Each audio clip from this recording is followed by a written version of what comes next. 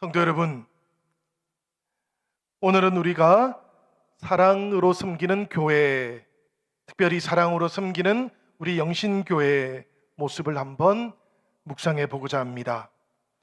섬기는 교회의 뿌리가 사랑이기 때문에 우리가 이렇게 생각해 보는 것이고요. 또 사랑으로 섬겨야만 교회의 온전한 모습이 나타나기 때문에 우리가 이렇게 묵상해 보는 것입니다. 믿음, 소망, 사랑 이 세 가지는 항상 있을 것인데 그 중에 제일은 사랑이라는 그 말씀을 우리가 기억하면서 내 안에 사랑은 어떤 모습으로 존재하고 있는지, 나의 사랑이 그리스도를 닮아서 온전한 섬김으로 나타나고 있는지도 돌아보시고 또 결단하는 시간 되시기를 바랍니다. 진실만 말하는 거울이 있었어요. 어느 날 이 거울에게 물어보았습니다. 거울아, 거울아, 이 세상에서 누가 가장 예쁘냐? 그러자 거울이 대답하기를 왕비님이 제일 예쁘십니다 라고 대답을 했어요. 그런데 백설공주가 어느 날 좀 자랐습니다. 그리고 나서 또 물어봤어요.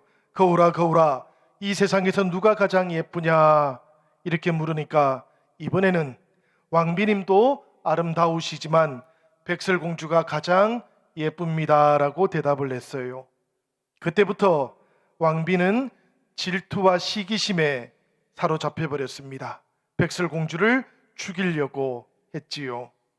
여러분, 질투라는 것, 시기심이라는 것은 이런 모양인 겁니다.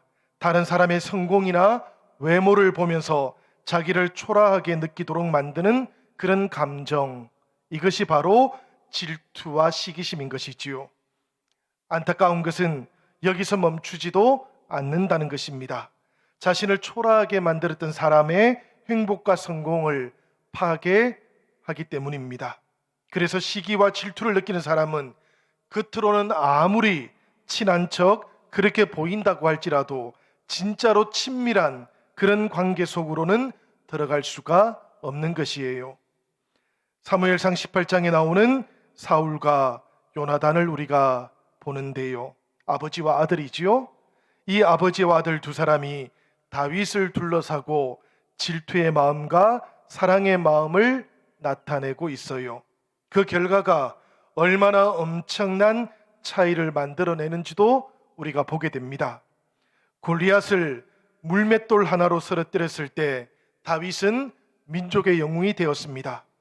온 백성들이 다윗의 이름을 높이고 노래하고 춤췄어요. 오직 한 사람 사울만 그렇게 하지를 못했습니다. 한번 생각해 보시기를 바라요. 베들레헴, 이 마을은 다윗이 왕이 되었고 예수님께서 태어나셨기 때문에 유명해진 것이지 본래는 잘 알려지지도 않았던 아주 작은 마을이었어요. 그런데 이 작은 마을 출신이었던 다윗이 영웅이 되었다라는 그런 소문을 듣게 되었으니 사울의 마음이 얼마나 뒤틀려 버렸겠습니까? 8절과 9절의 말씀을 보면 이 사울의 마음을 우리가 잘 알 것만 같습니다. 사울이 그 말에 불쾌하여 심히 노하여 이르되 다윗에게는 만만을 돌리고 내게는 천천만 돌리니 그가 더 얻을 것이 나라 말고 무엇이냐 하고 그날 후로 사울이 다윗을 주목하였더라. 백성들이 사울에게는 천천이라고 이렇게 칭송했고요, 다윗에게는 만만이라고 이렇게 칭송을 하니까 그날 이후부터 사울은 다윗을 자신의 라이벌로 생각하게 되었다라는 그런 뜻이에요. 주목했다라는 것은 라이벌로 생각했다라는 그런 말입니다. 분노가 시기심과 질투로 발전했고 결국에는 살인의 마음까지 품게 되고 말았던 것이지요. 여러분, 이 상황을 한번 생각해 보면 모든 백성들의 존경을 받게 되었던 바로 그 순간이 다윗에게는 사울의 위협을 받게 되는 순간이었고요, 사울의 시기심과 질투가 다윗 인생의 낭떠러지가 되었던 순간이었던 것입니다. 1984년도에 밀로스 포먼이라는 감독이 아마데우스라는 영화를 만들었어요. 모차르트의 일대기를 다루고 있는데 아카데미 최우수 감독상을 받기도 했습니다. 뛰어난 수작이었어요.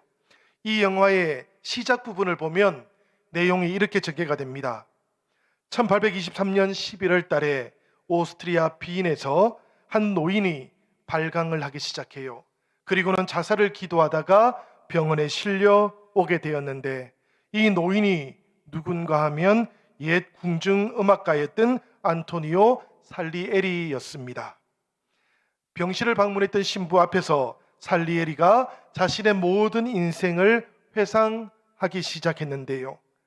황제 요제프 2세 앞에서 궁중음악가로서의 최고의 영예를 누리면서 살아갈 때 어느 날 갑자기 아주 어린 모차르트가 나타났던 것이지요. 그 어린 천재 앞에서 살리에리는 자신의 인생이, 자신의 운명이 미치게 되었다, 그렇게 표현해요.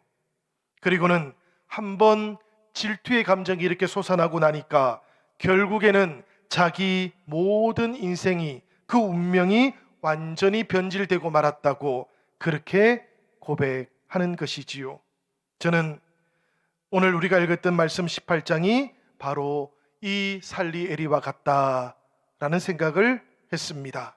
왜 그런가 하면 사울이 바로 그런 인물이었기 때문이에요. 소년티를 막 벗어나서 여전히 지켜줘야 할 것처럼만 보였던 다윗이었어요. 사울이 만약에 이때 이 다윗을 잘 돌봐주었더라면 얼마나 좋았을까, 그런 생각도 해보게 됩니다. 그랬더라면 두 사람의 미래 앞에는 전혀 다른 시간이 펼쳐졌겠지요. 그야말로 사랑으로 충만한 시간이 채워졌을 것입니다마는 사울의 질투가, 사울의 시기심이 이 모든 사랑을 내쫓아 버렸던 것입니다. 여러분, 사울의 아들이었던 요나단은 어땠을까요? 요나단은 다윗을 자기의 생명같이 사랑을 했습니다. 우리가 읽었던 사무엘상 18장 1절의 말씀을 한번 보시기를 바라요. 다윗이 사울에게 말하기를 마침에 요나단의 마음이 다윗의 마음과 하나가 되어 요나단이 그를 자기 생명같이 사랑하니라. 이 말씀을 보니까 다윗과 요나단이 서로 생명같이 사랑을 했는데요, 사랑을 하기까지 그 과정을 보니까 마음이 하나가 되는 놀라운 역사도 나타났다고 그렇게 말씀을 하고 있는 것입니다. 그야말로 골리앗을 죽이고 전쟁을 승리로 이끌었던 이 다윗이 사울의 궁에 머물러 있는 동안에 두 사람 사이에 우정이 시작되었던 것이지요. 그렇게 우정이 시작되고 서로를 신뢰하게 되니까 서로 언약도 맺게 되었던 것입니다. 그 언약을 맺었던 장면을 한번 2절과 3절의 말씀을 통해서 살펴보도록 하지요. 그날에 사울은 다윗을 머무르게 하고 그의 아버지의 집으로 다시 돌아가기를 허락하지 아니하였고, 요나단은 다윗을 자기 생명같이 사랑하여 더불어 언약을 맺었으며, 두 사람 사이의 우정이 삭텄고 언약도 더불어 맺게 되었다라는 말씀인데, 어떤 언약이었겠습니까? 말씀을 보면 요나단이 왕이 되든지 혹은 다윗이 왕이 되든지 간에 서로를 해치지 않도록 언약을 맺었다라는 말씀이에요. 서로를 해치지 않을 뿐만 아니라 또한 자손들까지도 서로 돌봐주자라고 그렇게 언약을 맺었다라는 그런 이야기지요. 여러분, 이 사울과 요나단을 보면 질투와 사랑이라는 것, 이것이 인생 속에서 얼마나 큰 차이를 만들어내는가 하는 것도 우리가 보게 됩니다. 저는 이 말씀을 묵상하고 읽어가면서 이 말씀이 다윗을 향한 질투와 사랑의 이야기이기도 하지만 동시에 우리 주님에 대한 우리들 마음의 이야기이기도 하겠다, 그렇게 생각을 했습니다. 우리가 신앙생활을 해가는 동안에 주님을 참으로 사랑하는지, 아니면 누가 강요하지는 않았지만 나도 모르게 억지로 믿고 있는 것은 아닌지 돌아볼 수 있기 때문이에요. 여러분, 사랑이라는 것은 이론이 아닙니다. 사랑합시다 한다고 해서 되는 것도 아니에요. 연습이 꼭 있어야 되고 실천도 뒤따라야만 하는 겁니다. 그래서 사도 요한은 이렇게 말씀했던 것이지요. 요한일서 3장 18절의 말씀인데 우리 다 같이 한번 읽어보도록 하겠습니다. 요한일서 3장 18절 말씀입니다. 자녀들아, 우리가 말과 혀로만 사랑하지 말고 행함과 진실함으로 하자. 여러분, 기도를 뜨겁게 하시고요, 오랫동안 하시고, 그리고는 나가서는 다른 사람을 미워한다면 어떻습니까, 여러분? 이 사람이 하나님이 찾는 그 사람이 맞겠습니까? 성경을 열심히 읽고서는 어려운 사람들을 외면한다면 이 사람은 하나님이 찾는 그 사람이 맞을까요?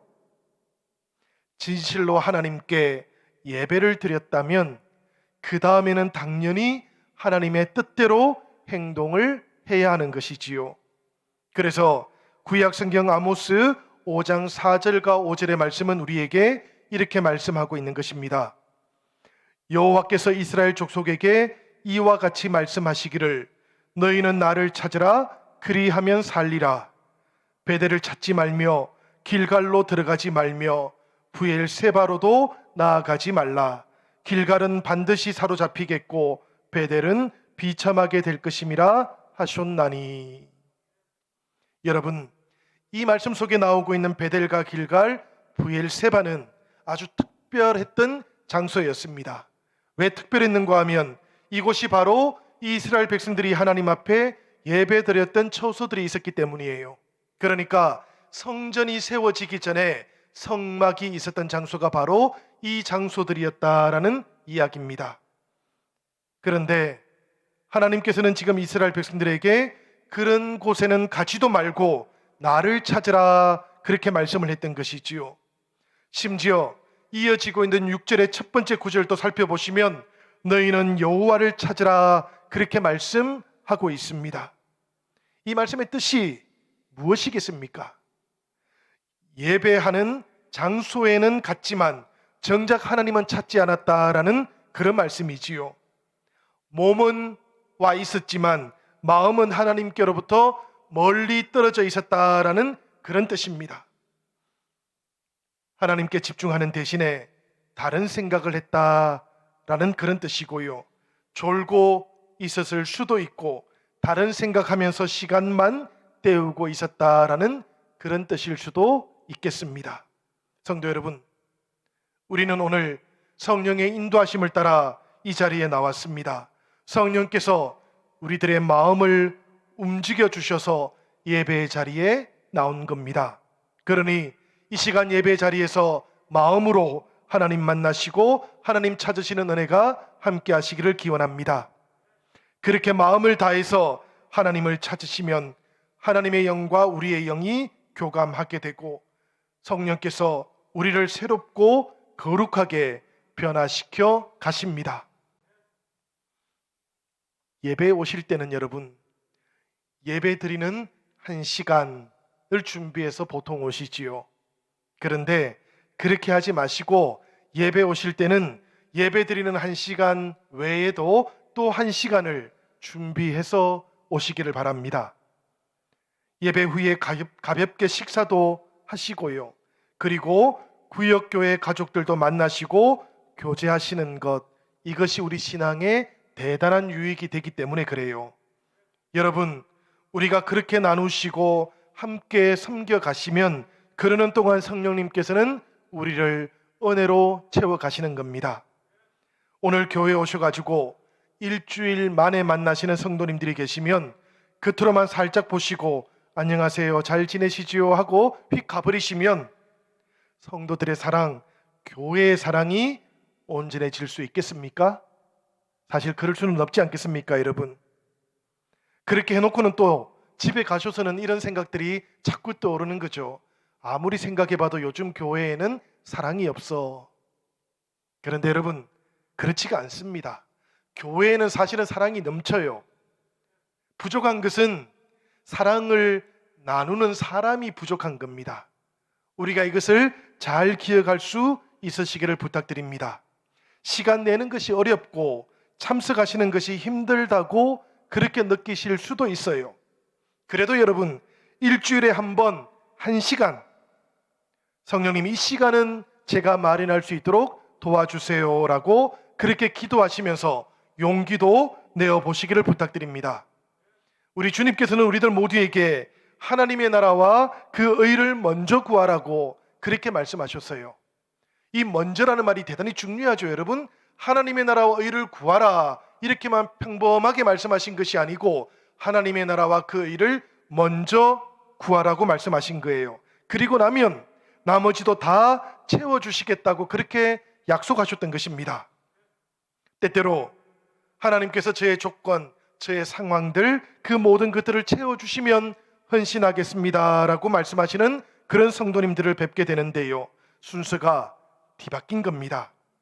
일단 우리가 헌신하시면, 먼저 하나님의 나라와 그 일을 구하시면 안 될 것처럼 보이는 것들도 채워지는 역사를 체험할 수 있는 것이에요. 우리 주님의 약속이십니다. 그러니 여러분, 성령님 일주일에 한 번, 1시간, 이 시간은 마련할 수 있도록 인도해 주세요라고 그렇게 기도하시고 또 기도하는 우리 영신 성도들 되시기를 축복합니다. 평생을 여러분 신앙생활을 하시면서 구역 모임 한 번 제대로 참석해 보지 않으면 이게 말이 되겠습니까? 우리가 한평생을 신앙생활 하시면서 다른 성도님들은 어떻게들 신앙생활하고 계시는지, 은혜 받는 생활은 또 어떻게들 하고 계시는지 들어보지도 못한다고 한다면 이것은 또 말이 되겠습니까? 우리 하나님, 우리를 얼마나 기다리고 계시겠습니까? 그러니 여러분, 기도하시면서 성령님께서 내 시간도 주장해 주실 것을 굳게 믿으시기를 바랍니다. 일상의 많은 시간들, 일하는 시간들, 그 모든 시간들 속에 우리 주님께서 은혜의 시간도 마련하여 주실 것입니다. 시간은 있지만 참석하기 싫을 때도 있겠지요, 여러분. 그런데 그럴 때는 사실 내 인생을 생각하고 내 신앙을 생각한다면 참석하는 것, 더 참석하는 것, 이게 더 좋습니다. 내가 하고 싶은 것만 하다가는 항상 어린아이 신앙에서 머물 수밖에 없기 때문에 그래요. 싫어도 주님 뜻이니까 해보고, 하고 싶어도 주님 뜻이 아니니까 멈추어 보고, 이렇게 하는 동안에 신앙이라는 것은 성숙의 모습으로 나를 찾아오기 때문에 그렇습니다. 여러분, 어른이 아기 몸을 벗어나지 못하면 문제가 좀 있지요, 그죠? 마찬가지로 어른이 된 후에도 아기 같은 행동만 계속해서 반복해 하고 있다면 이것도 문제인 겁니다. 무슨 이야기인가 하면 엄청난 곳에 있다고 해서 내가 엄청난 사람이 되는 것은 아니라는 이야기예요. 큰 교회를 다닌다고 해서 내 신앙도 저절로 커지는 것은 아니라는 말씀입니다. 하나님 앞에서는 다른 사람이 아니고 바로 내 자신이 온전하게 성장해야 하는 것이고 성숙도 해야 하는 것이지요. 그러니 여러분, 자녀들을 위해서 기도하시고 자녀들을 근면하실 때에 꼭 기억하시기를 바랍니다. 나만이 아니라 우리 자녀들이 스스로 자기의 고백을 가지고 하나님 앞에 나와야 하는 것입니다. 근면하고 중보하는 것뿐만 아니라 우리의 자녀들과 가족들도 주님 앞으로 나와서 스스로의 고백으로 하나님을 만날 수 있는 그런 역사도 나타나는 우리 영신교회의 미래가 되기를 기원합니다. 여러분, 말과 혀로만 주님 사랑한다고 말하지 말고 행함과 진실함으로 사랑하시는 그런 영신 성도들이 되기를 기원드립니다. 교회를 찾으실 때는 여러분, 완벽한 교회를 가능한 한 찾습니다. 저도 목회자가 아니고 저도 성도고 또 가정이 이사를 했다면 아마도 그런 교회를 찾고 싶어 할 것 같아요. 그런데 또 생각을 해보면 완벽하게 내 입맛에 딱 맞는 교회를 찾는 것은 대단히 어렵습니다. 사실 이 세상에는 완벽한 교회가 잘 없기 때문에 그래요. 그래서 목회자로서 저는 성도들에게 완벽하고 입맛에 딱 맞는 교회 찾지 마시고 봉사할 수 있는 교회를 찾으십시오라고 그렇게 권면을 드립니다. 왜 그런가 하면 다른 것들은 좀 부족해도 예배와 말씀이 마음에 와 닿기만 한다면 그 다음에는 내가 섬길 수 있는 교회가 나에게 찾아져야만 하는 바로 그 교회이기 때문에 그래요. 지금 10월 달이니까 교회들은 2023년도를 이제 서서히 준비합니다. 특별히 우리가 코로나 기간 3년을 보냈기 때문에 이제 코로나 이후의 시간들을 준비하기 위해서 교회들이 참 많이 바빠져요.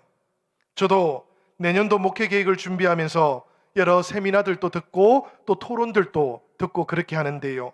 이 이야기들을 듣는 동안 제 기 속에 마음속에 찾아왔던 내용이 하나 있습니다. 하나님께서 목회자에게 내가 저 영혼을 5년 동안 또 10년 동안 맡겨주었는데 그런데 왜 쟤는 여전히 저기에 있고 내 곁에 있지 않느냐 이렇게 물으실 수 있다는 이야기입니다. 교회에 나오는 영혼들 천국에 못 가면 담임 목사 책임이다라는 그런 말씀이지요. 잘 알고 있는 내용이기도 했지만 또 그렇게 들으니까 마음속에 더 큰 충격이 사실은 찾아오기도 했습니다. 우리가 코로나 팬데믹 때문에 온라인으로 계속해서 해오고 있기는 했지만 그래서 새 교인들에게 저는 이음 베이직 가정들은 꼭 하시라고 그렇게 부탁을 드려요. 다른 교회에서 찾아오시는 성도님들에게도 우리 영신교회에 이음 하나 둘 셋 가정이 있으니까 이런 가정들은 꼭 참여해 보시라고 그렇게도 부탁을 드립니다. 여러분, 이런 이야기 안 하면 편하지요. 사실은 와서 이름을 쓰고 등록만 하면 되기 때문입니다. 그러다가 조금 열심히 신앙생활 하시면 집사님도 임명 받으시고 또 계속해서 열심히 신앙생활 하시면 근사님도 되실 것이고 안소 집사님도 되실 것이니까 그렇습니다. 그렇지만 생각해 보니까 그러다가 주님께서 모른다고 하시면 어떻게 될까 그런 생각도 드는 것이지요. 그렇게 된다면 너무나 큰 실패 아니겠습니까, 여러분? 그래서 자꾸만 성경 공부해 보시라고 자꾸만 자기 신앙을 점검도 해 보시라고 그렇게 부탁을 드리는 거예요. 의무적으로 하라는 이야기가 아니고 점검을 해 보시자라는 그런 뜻입니다. 성도 여러분, 우리들도 주님 안에서 함께 살아가시는 동안에 때때로 우리의 신앙을 점검해 보시기를 바랍니다. 그리고 하나님 안에서 내가 사랑으로 충만하게 살아가고 있는지를 돌아볼 수 있기를 기원드립니다.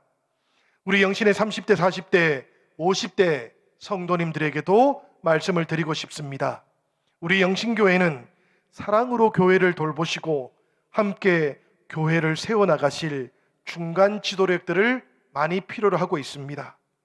저도 이미 1년 동안 기도를 해왔고 이제는 여러분들에게도 기도를 요청합니다. 우리 영신교회가 건강한 교회, 생명력이 넘치는 교회, 성장하고 성숙하는 교회, 그리고 이 지역과 잘 이어지는 교회가 될 수 있도록 함께 참여해 주시기를 부탁드립니다. 우리 영신교회는 여러 가지 섬김의 사역들이 있습니다. 가르치는 사역들도 있고요. 봉사하는 그런 사역들도 있어요.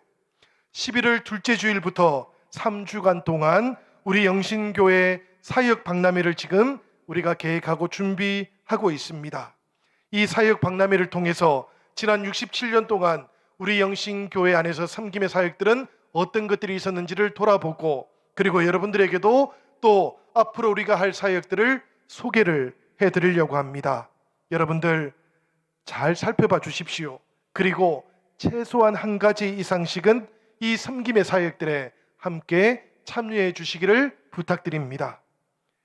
우리 교회의 현재와 또 미래를 바꾸는 작지만 아주 소중한 실천들입니다. 그러니까 예외 없이 다 참여해 주시기를 꼭 부탁을 드립니다. 오늘 말씀을 마치면서 저는 동화 이야기를 하나 드리려고 합니다. 어느 날 바닷가 모래밭에 거북바위가 하나 있었어요. 그 옆에는 어린 소나무 한 그루가 자라기를 시작했습니다. 이 거북바위는 그동안 늘 옆에서 자라왔다가 폭풍우에 시달려서 사라져버렸던 그 소나무들을 생각해 보니까 새롭게 친구를 사귀는 것이 마음에 내키지가 않았습니다. 그래서 말을 걸지 않았어요. 그러다가 어느 날 거북바위는 헤어질 때 헤어지더라도 그때까지라도 친구가 되어야 되겠다 이렇게 생각하고는 어린 소나무에게 말을 걸기 시작했습니다. 지난날 이곳에 있던 소나무 친구들이 왜 폭풍우에 휩쓸려 가게 되었는지도 알려주었어요. 그 이야기를 듣고 있던 어린 소나무는 이제 위로 자라는 것보다는 땅 밑으로 뿌리를 깊이 내려야 되겠다라고 생각을 했습니다. 그리고 짠물보다는 맑은 물을 마시기 위해서 더욱더 깊이 땅 속으로 뿌리를 내려갔어요. 그러던 어느 날 이 어린 소나무 곁에 또 다른 어린 소나무들이 자라기를 시작했습니다. 세찬 바람이 불어오면 서로 자기 뿌리를 옆으로 뻗어서 서로 얽히도록 해주기도 했습니다. 그리고 어김없이 태풍이 몰아쳐 왔어요. 바다가 거품을 토했고 온 천지가 깜깜해져 버렸습니다. 거북바위는 생각하기를 이번에도 이 소나무들은 다 날아가 버리겠구나, 친구들을 잃어버리겠구나라고 생각을 했어요. 태풍이 지나가고 거북바위가 눈을 떴는데요. 그런데 놀랍게도 바로 그 옆에는 어린 소나무들이 그대로 그 자리를 지키고 있었던 겁니다. 자기들 서로 뿌리를 엮어서 지탱시키고 있었던 것이지요. 그렇게 그들은 거북바위와 아름다운 친구가 되었고요. 큰 숲을 이루었습니다. 많은 새들이 찾아왔고 사람들이 그곳에서 낙원을 체험할 수 있게 되었다고 합니다.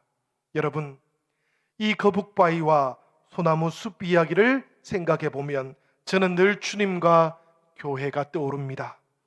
한두 사람의 리더십에 의해서 움직이는 교회가 아니고요. 서로 붙들어주고 함께 주님 안에 깊이 뿌리를 내렸던 교회, 성령 안에서 서로를 보듬어주는 교회, 마침내 지역을 품고 모든 사람들이 하나님의 은혜를 체험하는 교회, 이것이 우리가 지켜왔고 우리가 꿈꾸었고 우리가 앞으로도 함께 이루어 나가기를 원하는 우리 영신교회의 과거와 현재 그리고 미래의 모습이지요. 여러분, 지난 주일에 우리가 창립 67주년 감사 예배를 드렸습니다. 그리고 오늘부터 우리는 은혜 위에 은혜를 누리고 갑절의 영감으로 7배의 권능을 받고 100배의 결실을 누리면서 1000대까지 하나님의 축복을 누리는 아름답고 사랑이 넘치는 교회를 우리 믿음의 길로, 우리 교회의 길로 온전히 걸어갈 수 있으면 좋겠습니다. 사랑으로만 섬기는 교회, 성장과 성숙이 함께하는 건강한 교회, 이 교회의 길로 하나님께서 우리를 초대하고 계십니다. 이 초대에 우리들 모두가 온전하게 응답하시면서 사랑으로 섬기는 영신교회의 모습을 아름답게 이루어 가기를 부탁드립니다. 우리 이 시간 하나님께서 우리에게 주시는 이 말씀 붙잡고 함께 기도하십시다.